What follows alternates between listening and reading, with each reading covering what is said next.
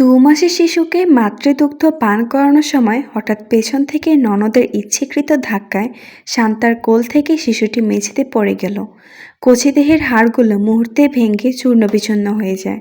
ফলে কয়েক মিনিটের মধ্যে শিশুটি মারা গেল। হাসপাতালে নিয়ে যাওয়ার সুযোগটুকু আর পায়নি তারা। এতে শান্তা তার ননদকে দায় হিসেবে সবার সামনে গণ্য করলে অস্বীকার করে তার ননদ তখন বলেছিল, দেখেছিস ভাই, তোর বউ নিজের অসাবধানতার কথা না উল্লেখ করে আমাকে কিভাবে ফাঁসানোর প্রচেষ্টাতেই না করছে।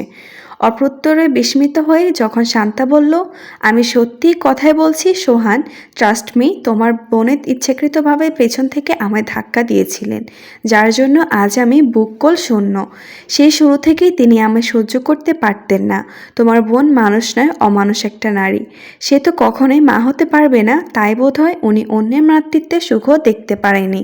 ডিভোর্সি বন্ধা মেয়ে কোথাকার। চোখের অশ্রুতে জর্জরিত হয়ে কথাগুলো বলল শান্তা। কিন্তু শান্তার এইরূপ কথা তার স্বামীর বা অন্য কেউই একদমই বিশ্বাস করেনি। শান্তার মারা যাওয়ার বেদনায় শান্তার স্বামীও এখন নিস্তব্ধ।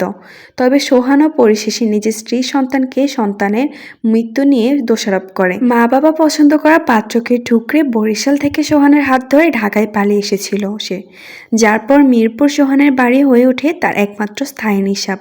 স্টোররুমে ঠান্ডার মূলত প্রতিনিয়ত কেঁপে উঠছিল শান্তা। সে সকালে তাকে মারধর করে এখানে আটকে রাখা হয়েছে। ব্যথায় বারবার কুঁকড়ে উঠেছে শান্তা। কিন্তু এই যন্ত্রণা যে শান্তার কাছে এই মুহূর্তে কিছুই নয়। তবে সন্তান হারানোর বেদনা কোনো যেন শান্তাকে ধীরে ধীরে মৃত্যুর অনুকূলে নিয়ে যাচ্ছে। বেঁচে থাকার আস্থাগুলো প্রতিনিয়ত হারিয়ে ফেলছে। নিজের ননদের কথা ভাবলে শান্তার শরীর শিউরে ওঠে। ননদ যে এতটা নিষ্ঠুর ও জঘন্য হিসেবে একসময় নিজ পরিচয় দিবে, সেটা কল্পনাও শত বাহিরে অবস্থান করছিল শান্তা। হঠাৎ কেউ দরজা খুলে ভেতরে প্রবেশ করে, যেটা মূলত শান্তার ননদই ছিল। এসে প্রথম পিছন থেকে শান্তার চুলের মুঠি ধরল, এরপর দেয়ালের সাথে ঠেস মেরে তীক্ষ্ণ গলায় বলে উঠল, আমাকে সবার সামনে ডিভোর্সি বন্ধা মেয়ে বলেছিস, তাই না? হ্যাঁ, আমি তোকে সেই মুহূর্তে সম্পূর্ণ ইচ্ছাকৃতভাবে ধাক্কা দিয়েছিলাম। তোর হাতে তোর সন্তানকে আমি জন্মানোর 2 মাসের মাথায় পরদুনিয়ায় পাঠিয়ে দিলাম। এটা তো জাস্ট খেলা শুরু। কথাগুলো বলার পরে শান্তার ননদ চলে গেল এবং বাহির থেকে আবারও ভালো করে দরজা লাগিয়ে গেল। এসব কিছুই যেন ঢুকছে না শান্তার মাথার গহীনে। সবকিছুই ঘোলাটে ঝাপসা লাগছে তার নিকট। ডুকরে ডুকরে কাঁদছে শান্তা। হঠাৎ আবারও দরজা খোলার শব্দ শুনে এবার একটু নড়ে চড়ে উঠল সে। অতএব দরজা খুলে ভিতরে প্রবেশ করল সোহান, যাকে দেখা মাত্রই শান্তা উঠে দাঁড়িয়ে একটাবারের জন্য হলেও জড়িয়ে ধরার অপ্রাণ চেষ্টা করেছিল। কিন্তু শান্তা ব্যর্থ হন। পর মুহূর্তে সোহানের তীব্র প্রহারে কপালের কিঞ্চিত পরিমাণ কেটে সেখানে থেকে রক্তের সূত্রপাত হতে আরম্ভ করে শান্তার। অতঃপর প্রচণ্ড রাগান্বিত হয়ে সোহান বলল, খবরদার, তুই আমার কাছে আসার একদমই চেষ্টা করবি না। আমার নিষ্পাপ সন্তানের খুনি কোথাকার।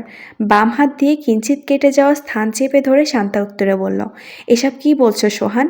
মা হয়ে আমি কোনো নিজের গর্ভের সন্তানকে খুনি হতে যাব? বরং তোমার এই বড় বোন, যে মূলত সবার সম্মুখে ভালো মানুষের মুখোশ পরে থাকে, সেই আমাকে তখন পিছন থেকে ইচ্ছাকৃতভাবেই তীব্র শক্তিতে ধাক্কা দিয়েছিল, যার ফলস্বরূপ মাতৃদুগ্ধ পান করা অবস্থায় কোল থেকে আমার 2 মাসের নিষ্পাপ শিশুটি মেঝেতে পড়ে গিয়ে মারা যায়। সোহান বলল, এবার থামো। তুমি কেন আমার বোনের সম্পর্কে এরূপ বাজে কথা বলছো? নিজের দোষভুল ঢাকার জন্য তুমি আমার বোনকে ফাঁসানোর চেষ্টা করেছো।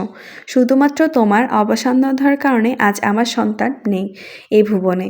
তুমি তো মা নামের কলঙ্ক। সন্তানের প্রতি এতটা অন্যমনস্ক মা হয়ে তুই কি করে হতে পারিস? হঠাৎ আচমকায় সোহানের মা এসে বলল, তোকে সে প্রথমে বলেছিলাম সোহান, এই মেয়ে একদমই ভালো না, শতবার ভেবে দেখতে, কিন্তু তুই আমার কথা সেদিন মোটেও শুনিসনি।